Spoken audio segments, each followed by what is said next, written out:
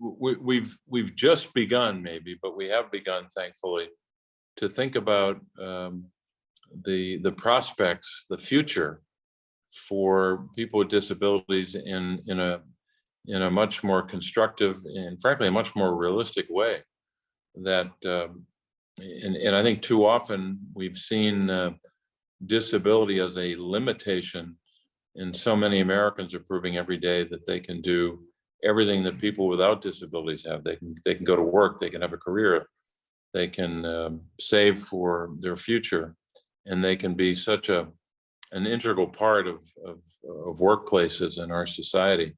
We have a couple of barriers to knock down still, but we made good progress.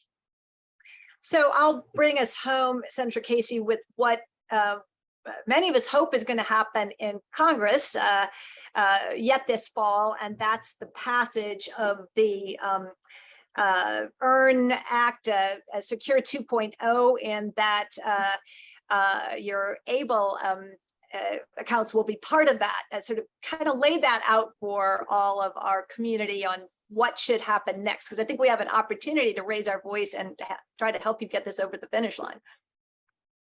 Well, we appreciate that help on all those bills, all those issues, because there is an opportunity this year to make real progress. And Susan, as you started our conversation with, this is on the minds of a lot of Americans, and retirement security more broadly is of such prominence that I think you're seeing the kind of bipartisanship that maybe we wouldn't have seen in other years. So we want to continue that more broadly, and in particular to make able age adjustment part of that.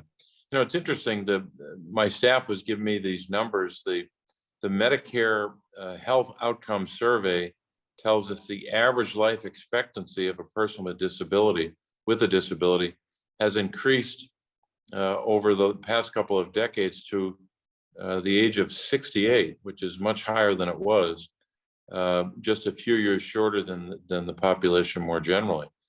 So we want to make sure that with that longer life expectancy, that life can have the full measure of expectation, and that means giving people with disabilities the opportunity to save for retirement, or to plan for retirement, to save for all kinds of expenses, including the expenses of caregiving. So we want to make sure that that is part of the retirement dialogue as we conclude this year.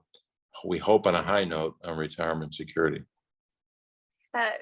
Last comment, Tom. Here to the high note. Absolutely. No, really excited about the opportunity.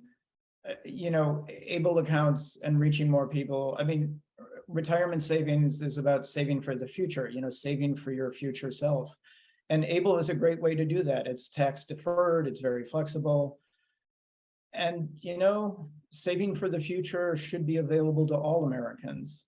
And ABLE accounts are all about not only saving for the future, but saving for what's possible.